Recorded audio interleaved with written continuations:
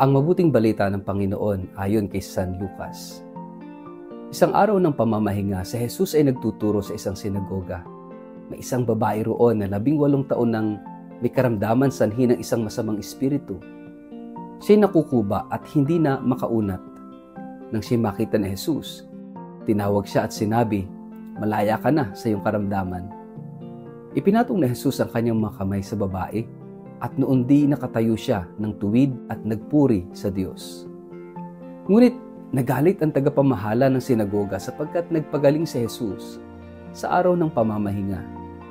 Kaya't sinabi ng tagapamahala sa mga tao, "May 6 na araw na inilaan upang kayo'y magtrabaho.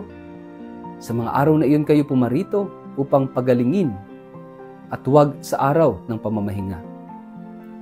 Sinagot siya ng Panginoon, "Mga mapagkunwari, hindi ba't kinakalag ninyo sa sabsaban ang inyong baka o asno at dinadala sa painuman kahit sa araw ng pamamahinga?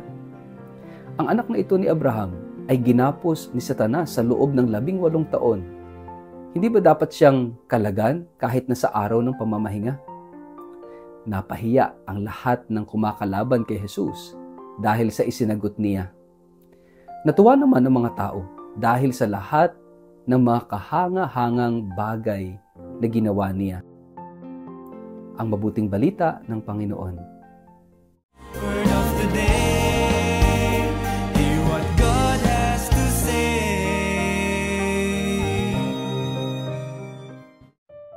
Mapagpalang araw po sa inyong lahat. Kumusta po kayo? Ang ating word of the day ay liberating.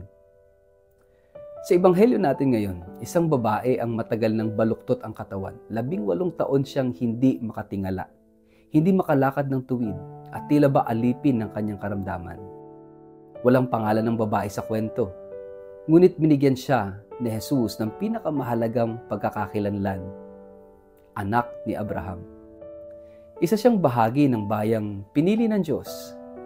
Isa siyang nilalang na mahalaga. Isa siyang hindi kalaban kundi kaibigan. At sa araw ng pamamahinga, isang araw na bawal ang paggawa, pinili ni Jesus na tuwirin ang kanyang katawan at higit sa lahat, palayain ang kanyang espiritu. Ang isang salita na nagsisilbing puso ng ebanghelyo ngayon ay liberating, pagpapalaya.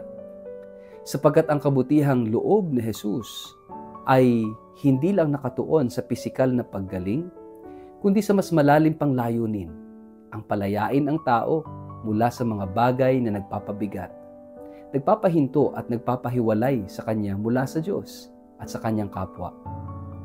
Hindi natin kailangan ng tanikala para sabihing tayo'y bihag. Marami sa atin ang naglalakad araw-araw ngunit baluktot sa kalooban. Marami ang nakangiti ngunit may dalang sugat na hindi makita ng iba. Maraming nakakaupo sa loob ng simbahan, sa loob ng opisina, sa loob ng sariling tahanan, ngunit hindi maramdaman ang tunay na kalayaan. Ang babae sa ebanghelyo ay hindi lamang baluktot ng katawan, siya rin ay isang larawan ng ating mga kaluluwang binabagsakan ng maraming pasanin. Takot, hiya, galit, selos, inggit, trauma, kasalanan at paninira ng ibang tao. At tulad niya, marami sa atin ang tumatanggap na lang sa ganitong kalagayan. Halos nasanay na nang hindi makatingala. Ngunit sa harap ng Diyos, ang pagiging baluktot ay hindi panghuli. Sa halip ito ay paanyaya sa paggaling. Hindi natakot si Jesus sa pagtutol ng mga relihiyosong pinuno. Para sa kanya, ang awa ay hindi nababakuran ng araw, oras o batas. Ang taong baluktot ay mas mahalaga kaysa sa ritual. Ang isang buhay na hindi makalakad ng tuwid ay higit na dapat bigyang pansin kaysa sa mga panlabas na alituntunin. Ang tunay na kabanalan ay hindi nasusukat sa dami ng batas na nasusunod kundi sa kakayahang umibig at magpalaya ng kapwa. Ang kabaliktaran ng pagpapalaya ay pagkakakulong. At ito ang gusto ng kaaway, na manatili tayong bihag sa nakaraan, ng galit, ng trauma, ng kasalanang hindi natin maamin. Gusto ng dyablo na manatili tayong nakayuko. Hindi dahil sa kababaang loob, kundi dahil sa kahihiyan at takot. Ngunit sa ebanghelyo ngayon, ipinakita ni Jesus na may kapangyarihan siyang patayuin tayong muli. Binabanggit ng teksto na itinawag siya ni Jesus. Hindi siya lumapit, kundi si Jesus ang unang tumawag. Ganyan ang awa ng Diyos. Siya ang unang gumagawa ng hakbang para tayo'y mapalaya. Kapag naririnig natin ang salitang kalayaan, kadalasan iniisip natin ang pagiging malaya sa pisikal o panlabas na kontrol. Ngunit, ang mas malalim na anyo ng kalayaan ay yaong galing sa kalooban. Ang kalayaang harapin ang sarili, patawarin ang sarili at tanggapin ang paggaling mula sa Diyos. Ito ang misyon ni Jesus. Palayain tayo mula sa ating pagkakabihag upang muli tayong makatingala at mamuhay ng may dangal. Sa panahong ito, mga kapatid, tanungin natin ang ating sarili. Saang bahagi ng buhay natin tayo hindi makatingala? Ano ang nagpapabigat sa atin? Sino o ano ang nagbibigay sa atin ng pakiramdam ng pagkaalipin? At sa gitna ng mga tanong na ito, maririnig natin ang tinig ni Jesus. Halika, pinalaya ka na.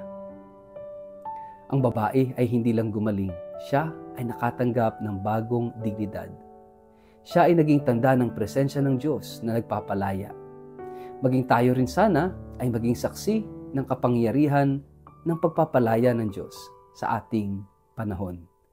Sa pamilya, sa pamayanan, sa simbahan, sa mga taong tuluyang nawawalan na ng pag-asa. Magandang pagnilaya natin at tanungin ang ating mga sarili.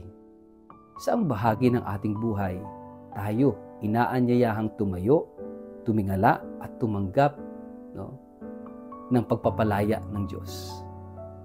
Sa ngalan ng Ama at ng Anak at ng Espiritu Santo. Amen. Panginoong Jesus, lumalapit kami sa iyo ngayon dala ang bigat ng aming puso.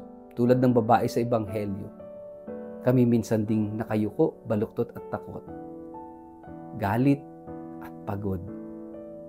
Ngunit ngayon, hinihiling naming buuhin mong muli ang aming loob. Palayain mo kami mula sa anumang nagkukulong sa amin. Gawin mong tuwid ang aming landas at dignidad at hayaan mo na sa aming pagbangon maipahayag namin sa iba ang kapangyarihan ng iyong pag-ibig na nagpapalaya. Amen. Pagpalain po kayo't ingatan ng makapangyarihang Diyos, Ama at Anak at Espiritu Santo. Amen.